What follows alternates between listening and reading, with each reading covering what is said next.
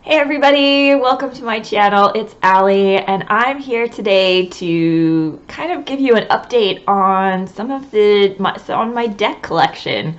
It feels like forever ago that I made my last video showcasing a lot of the different decks that I own, and I have to say I have acquired a few more since that video was made, and this video is specifically going to focus on my Geeky Tarot collection. These are the decks that I use. If you've ever been to my website, you see that I have a Faerie reading selection and I have a Geeky reading selection. So these are my nerdy decks that I use for my geek readings. These are the decks that I bring along with me to Comic-Cons when I read at different conventions. I've been meaning for a long time to kind of take some pictures and put that up on my website so that when you are purchasing a reading, you see that drop down menu where you can select your deck. These are the decks you can select from, and I thought it would be handy to have a kind of a visual so you could kind of see what you're picking if you weren't familiar with the decks already. And I haven't done that yet, so I thought I would make a video instead. At least it's something in the meantime. So let me introduce some of these decks to you. So I'm going to start with one of my least favorite ones. I do really love the back. I think I saw the back of the card, and this is the Necronomicon Tarot. All the artwork is done by one of my favorite artists, Anne Stokes. Although this artwork is not, it's a little bit rougher than her own personal portfolio that she sells. I find her own images are a little bit crisper, a little more detailed, but when you have 78 images in a deadline, I suppose I don't want to say cut corners, but I totally understand. It's not a criticism, it's just an observation. And I'm a big fan of Cthulhu board games. I have quite a few. I love Elder Sign and that whole Arkham horror series. I love the theme in board games. I'll admit I'm not as familiar with the Lovecraft books or the mythology as much as I would like to be. But horror is also not one of my favorite genres. Like I said, I love it. It plays well in board games, and I love my board games. But yeah, this deck is a little too dark for my taste. Yeah, what can I say about that? I don't mind dark, but this is just a little too dark. So I'll just show you a few images here. There's the Fool. Empress, the High Priestess I don't mind, but then that's part of that whole the integration of the Egyptian mythology and Egyptian mythology I quite enjoy. And the minor arcana, there's 4 suits, typical suits. You have your wands, swords, cups, and pentacles. Oh, they call them discs. Each suit is like a story, so if you look at all the cards in order, they kind of tell a story. I'll just see if I can pull one out here quickly. So we have, let's look at the wands. So there's the wand, and notice the pyramid there is shiny and new and intact. And then we have the Two of Wands, which looks very similar to a Rider-Waite imagery with the 2 pillars being inside the fortress or the castle. And the character to note here is a female in the bottom right there, because there she is, stepping out away from her home towards the water, and she meets this fishy character who I believe they call them the Deep Ones. And now they're in love, and so the story continues. Not everyone seems really happy about the union. And here, this card though kind of indicates that the story continues. If it'll focus for me, there we go. The Deep Ones, you can see them in the background, and then the humans, the Atlanteans, are dragging what appears to be like a half-breed. They look part human, part kind of fishy, deep one. and they look enslaved. I don't know, there's something, they're not really thrilled with these half-breeds. But then it looks like they rise up, they fight the humans. That looks like the aftermath of a major battle. If you notice now, the period the pyramid is all smashed up. You know, when times are tough, we turn to our magic and our ritual. When we got nothing left but faith, that's what we turn to. And then here is that deep one again. You see the body lying there, the corpse by my finger. Things did not end happily for that guy, and he's returning back to the home that he came from. So each suit has its own storyline like that. I was a little disappointed with the book because I was hoping it would give context and explain a little bit more about the Lovecraft mythology, but it really just describes each card, and while I can see what's in the card, some context would have been helpful. So I was a little disappointed with this deck. I'm not sure if I'm going to continue offering it and using it. I just, like I said, it's a little dark for my taste. But I bought it because I was such a big fan of the Cthulhu themed board games. I also have the Steampunk Tarot. You know, not a specific mythology, just a genre. I love the backs of the cards. And I love this deck. I actually really enjoy working with this deck. It's very kind of Rider-Waite-Smithy, but it definitely has that Victorian steam era feel to it, and it's very sciencey. You see a lot of automatons and airships. Look at this Ace of Cups. Love it. See there, he's got like his kind of steam backpack. I'm not really sure what it does, but he looks like some scientist on an expedition. I like that. Look at her crown. Here's the Queen of Swords. Come on, camera, cooperate. Nope, we're not going to focus today. All right. Let's see what else. Yeah, I love the imagery, and I find this deck easy to read, except the court cards I find are a bit of a struggle, personally. Look at this. Love it. So that's the Steampunk Tarot. I enjoy working with that deck quite a bit. We'll get a little bit nerdier still. You recognize that symbol. This is the Legend of Tarot. They didn't call it Legend of Zelda. I'm pretty sure that there was some sort of copyright issue with doing that, but I feel like the girls who designed this deck did an amazing job. It really helps if you know the characters, especially for the major arcana. There's Saria as the Empress. What I don't like about this deck is that the swords are the suit of fire and the suit of sticks are air, and that just messes with my head because in my mind wands are fire and swords are air, and there's no other way to look at it. But they've switched this, they've swapped, like compared to a regular Rider-Waite-Smith, the sticks are the swords and the swords are the wands. It's super weird, and they don't even completely line up. Like some of the cards are new meanings altogether. Having said that though, I actually do like working with this deck. As frustrating as the air fire thing is, I find it really super easy to read. It even has a happy squirrel card, which I absolutely love. I think this is my only happy squirrel deck, but it's perfect character for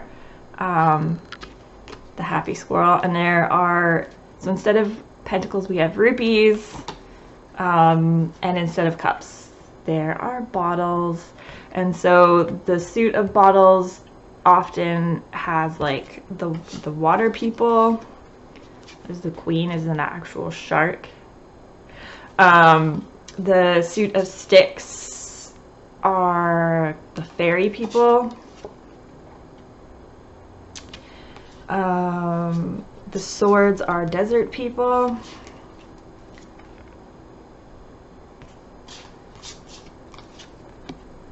And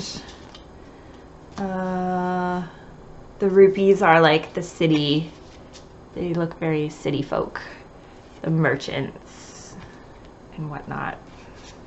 So I think this deck is very well done. I find it actually pretty easy to work with intuitively. It did come with a book, but the book again has zero mention of any Zelda related items or characters. They were very careful to leave any names out of their description, so you have to know.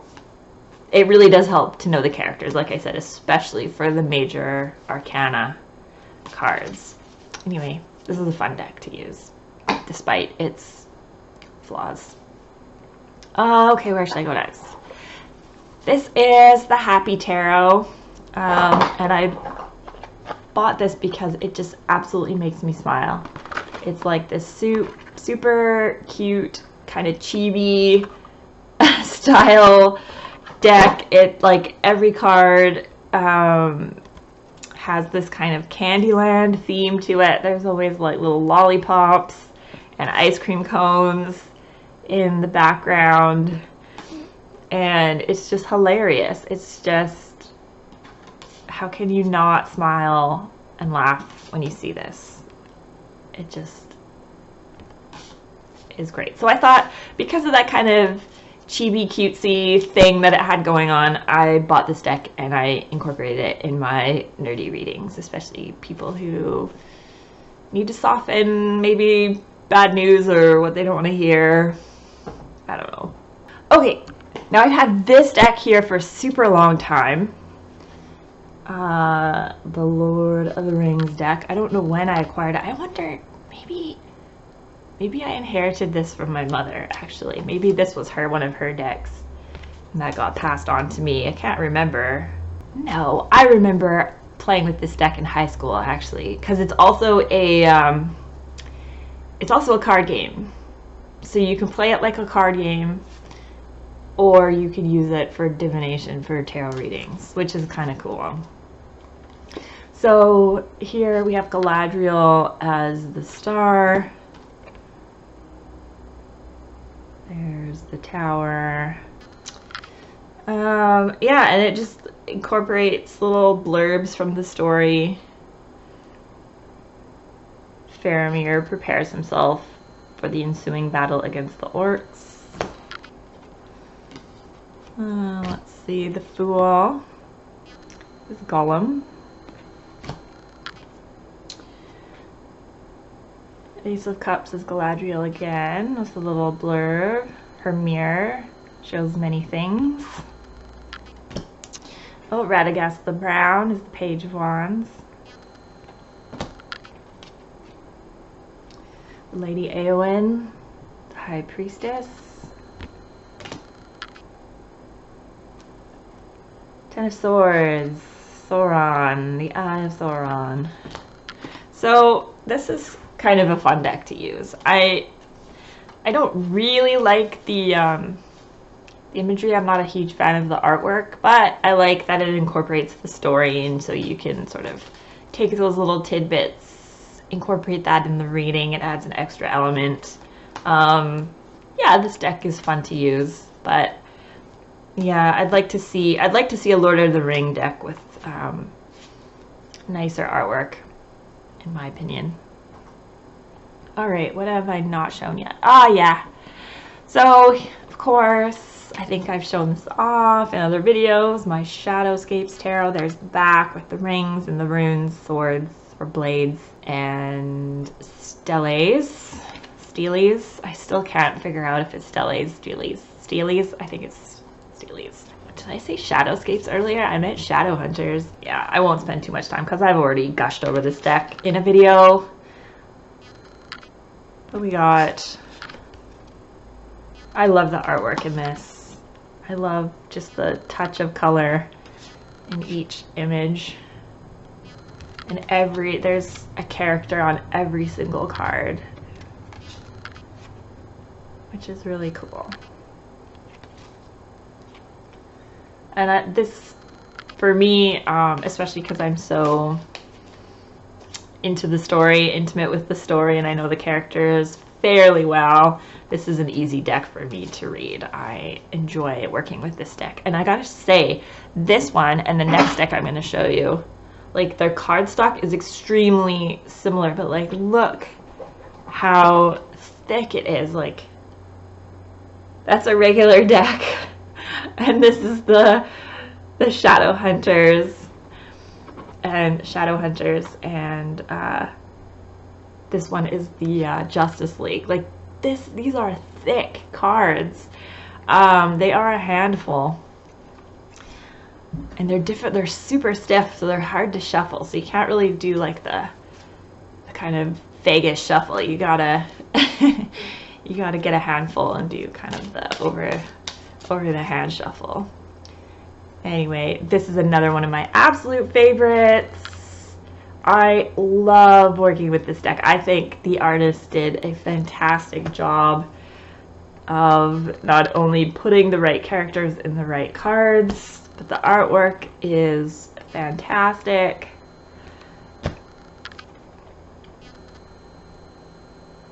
Love this deck. So this is a super fun one. So I feel like all these decks here, you know, because they're very character based, they add that element of tapping into those personalities, their flaws, their powers, their abilities.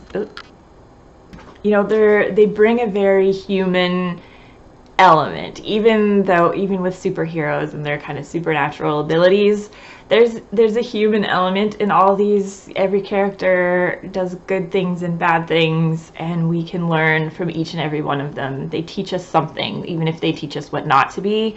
And so bringing that into a reading, I really enjoy that process and that extra bit of analysis with readings. And with all of my geek readings, you know, there is that theme of the hero's journey and becoming a hero and tackling obstacles and rediscovering yourself and being reborn and taking risks and going on adventures and living life, you know, as the best way we humanly can, and enjoying the ride and yeah, just constantly reinventing ourselves to be better than we were yesterday, which is amazing. And so yeah, every reading, from even my Little Pony reading, the Star Wars reading, the Firefly reading, Doctor Who, I've got quite a variety of options to pick from, and there's this mix and match element. So